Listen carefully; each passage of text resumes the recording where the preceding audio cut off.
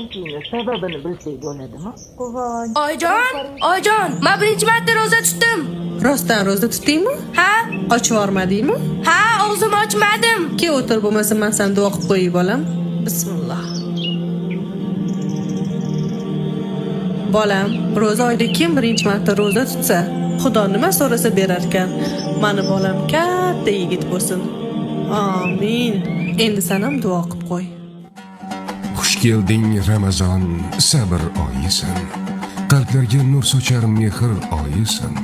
Gunohdan qaytish tavba zamoni, ruhga shifo, dilga davo oyisan. Xush kelding Ramazon, baraka bilan.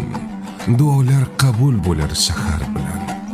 Ochlik emas bu qalb tarbiyasi, yuraklar tozalab har bir amal bilan. Xush kelding Ramazon, tinchlik olib, yetimning ko'nglin kuldirib olib, Tangri yaqinlashtirgan bizni, rahmat eshiklarini keng ochib olib. Qo'limni ishdan qarab qo'y. Assalomu alaykum. Adajon, charchamayapsizmi?